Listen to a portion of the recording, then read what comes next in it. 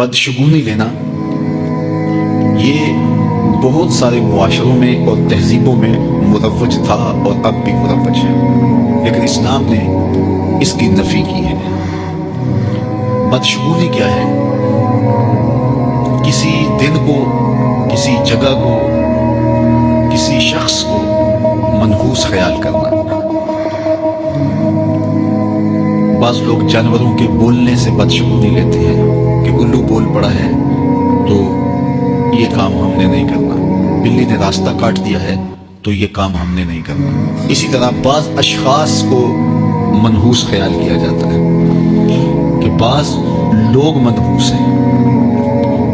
अमूमन बाज़ ख़ानदानों के अंदर किसी औरत को मनहूस ख्याल कर लिया जाता है और पूरे ख़ानदान के लोग उसके बारे में ये राय कायम कर लेते हैं कि ये मनहूसा है, और ये अगर सुबह सुबह इससे मुलाकात हो गई तो फिर सारा दिन खराब गुजरेगा। तो ये एक तसव्वुर है बदशगुनी का जो हमारी मुआशरत के अंदर पाया जाता है। जाहिलियत के ज़माने में ये सारी चीज़ें मौजूद थी। आका करीम अलैहिस्सलाम तशरीफ़ लाए तो आका करीम अलैहिस्सलाम ने इन सारी चीज़ों की नफ़ी की और अल्लाह पर तवक्कुल करना, अल्लाह पर भरोसा करना सिखाया। उलमा की सोहबत में बैठने वाले लोग काफ़ी हद तक इन चीज़ों से बचे रहते हैं।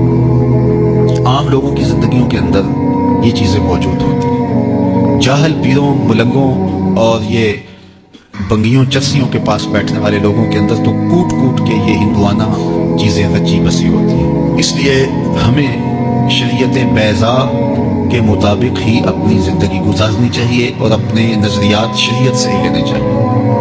अहले इल्म की सोहबत में बैठने से नूर मिलता है और हकीकी रास्ता नसीब होता है।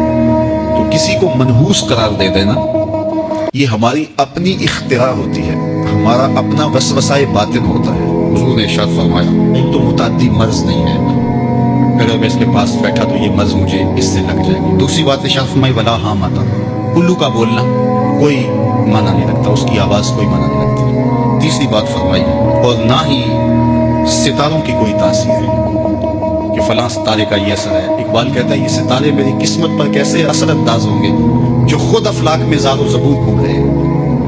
वो बात कहते हैं हाथ की लकीरें काम करती हैं, जी ये तेरे हाथ में फलां चीज़ की लकीर ही नहीं है, फलां की लकीर। वो बैठे होते ना फुटपाथ के ऊपर प्रोफेसर बाबा जो किस्मत का हाल बताते हैं, 10 रुपये लेते हैं, तो वो बता रहे होते तेरी किस्मत में ये है, तेरी किस्मत में ये है, तेरी किस्मत में ये है। वो किसी ने कहा किस्मत तो उनकी भी होती है जिनके हाथ भी नहीं होते।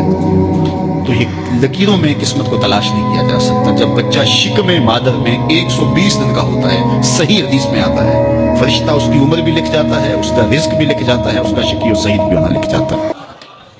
लिख दिया गया, कलम उठा लिए गए और सहीफे खुश्क हो गए, अब कोई नहीं लिखा जाएगा। तो जो शिकमे मादर में लिखा गया। और चौथी बात, अल्लाह के महबूब ने फरमाया कि सफर कुछ नहीं है। यानी कुछ लोग कहते हैं ये जो सफर का महीना है ये बहुत ही सख्त महीना होता है और इन दिनों के अंदर सफर नहीं करना चाहिए, इन दिनों के अंदर शादी नहीं करनी चाहिए। इन दिनों के अंदर अगर शादी की जाए तो वो शादी कामयाब नहीं होती, इसलिए कि ये महीना मनहूस है।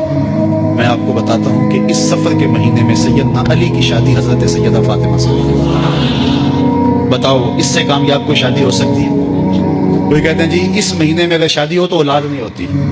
हजरत अली और सैयदा फातिमा की शादी हुई है, हसन और हुसैन पैदा हुए, ऐसे कोई बेटे तो लाओ ज़माने में। हजरत ज़ैनब रज़ी अल्लाह ताला अन्हा और हुजूर की शादी माह सफ़रुल मुज़फ़्फ़र में हुई। इसलिए हमारे उलमा इसको खाली सफ़र का महीना बोलने के बजाय सफ़रुल खैर या सफ़रुल मुज़फ़्फ़र के नाम से पुकारते हैं, यानी कामयाबी का महीना, खैर का महीना। तो ये महज लोगों की इख्तराआत हैं। तो जिस तरह बाकी महीनों में शादी करने में कोई हरज नहीं, तो सफ़र के महीने में भी शादी करने में कोई हरज नहीं। अगर में फरमाया ये बदशगुनी लेना ये शिर्क है, अल्लाह के तवक्कुल के मुनाफी बात है। इसलिए जाहिल लोगों का काम है कि लोगों को अवहाम में वसवसों में मुब्तला रखें, ज़ईफ़ुल एतक़ादी कायम रहे ताकि कुछ लोगों का काम चलता है। लेकिन अल्लाह के महबूब जो दीन लेकर आए उसमें इसको अलामत शिर्क बताया गया। ये जो बदशगुनी है ये फरमाया तुम्हारे अंदर का वसवसा है, और जब कोई बंदा अंदर से ज़ईफ़ुल एतक़ाद होता है तो फिर ये चीज़ें उसे पेश आती रहती है, उसको ये समझता है हाँ उसी वजह से हो रहा है। तो ये चीज़ें इंसान की ज़िंदगी पर बहुत ज़्यादा असर अंदाज हो। अल्लाह मुझे आपको अपनी रहमतों के साथ